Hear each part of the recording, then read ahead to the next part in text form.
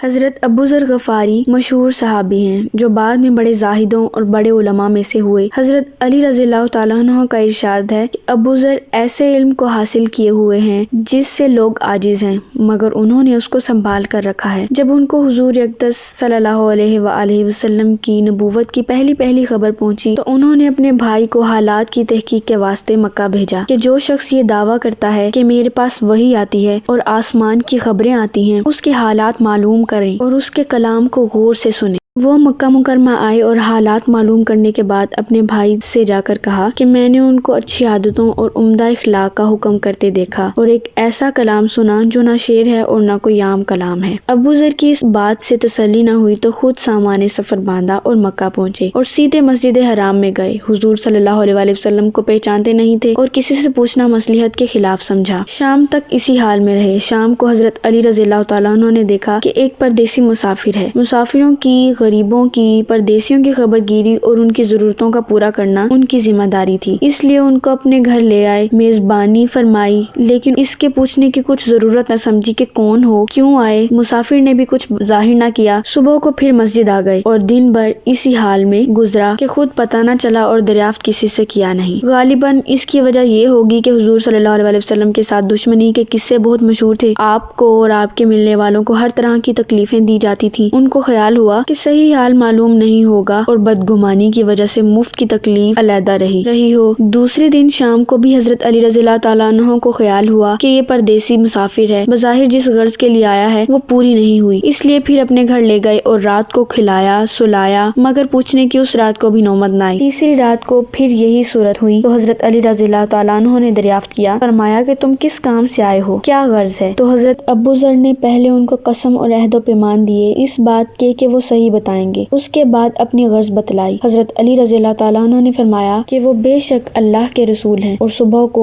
میں جب جاؤں تو تم میرے پیچھے چلنا، میں تمہیں وہاں تک پہنچا دوں گا، لیکن مخالفت کا زور ہے، اس لیے راستے میں اگر مجھے کوئی شخص ایسا ملا جس سے میرے ساتھ چلنے کی وجہ سے تم پر کوئی اندیشہ ہو تو میں اپنا جوتا درست کرنے لگوں گا، تم سیدھا چلتے جانا، میرے ساتھ ٹھہرنا نہیں جس کی وجہ سے تمہارا میرا ساتھ ہونا معلوم نہ ہو۔ چنانچہ صبح کو حضرت علی رضی اللہ تعالیٰ عنہ کے پیچھے حضور صلی اللہ علیہ وسلم کی خدمت میں پہنچے، وہاں جا کر بات چیت کی، اسی وقت مسلمان ہو گئے۔ حضور اقدس صلی اللہ علیہ وسلم نے ان کی تکلیف کے خیال سے فرمایا کہ اپنے اسلام کو ابھی ظاہر نہ کرنا، چپکے سے اپنی قوم میں چلے جاؤ، جب ہمارا غلبہ ہو جائے اس وقت چلے آنا۔ انہوں نے عرض کیا، یا رسول اللہ صلی اللہ علیہ وسلم، اس ذات کی قسم جس کے قبضے میں میری جان ہے کہ اس کلمہ توحید کو ان بے ایمانوں کے بیچ چلا کر پڑھوں گا۔ چنانچہ اسی وقت مسجد حرام میں تشریف لے گئے اور بلند آواز سے اشہد ان لا الہ الا اللہ و اشہد ان محمدن رسول اللہ پڑھا۔ پھر کیا تھا، چاروں طرف سے لوگ اٹھے اور اس قدر مارا کہ زخمی کر دیا، مرنے کے قریب ہو گئے۔ حضور اکرم صلی اللہ علیہ وسلم کے چچا حضرت عباس رضی اللہ تعالیٰ عنہ جو اس وقت تک مسلمان بھی نہیں ہوئے تھے، ان کے اوپر بچانے کے لیے لیٹ گئے اور لوگوں سے کہا کہ کیا ظلم کرتے ہو، یہ شخص قبیلہ غفار کا ہے اور یہ قبیلہ ملک شام کے رستے میں پڑتا ہے، تمہاری تجارت وغیرہ سب ملک شام کے ساتھ ہے، اگر یہ مر گیا تو شام کا آنا جانا بند ہو جائے گا۔ اس پر ان لوگوں کو بھی خیال ہوا کہ ملک شام سے ساری ضرورتیں پوری ہوتی ہیں، وہاں کا راستہ بند ہو جانا مصیبت ہے، اس لیے ان کو چھوڑ دیا۔ دوسرے دن پھر اسی طرح انہوں نے جا کر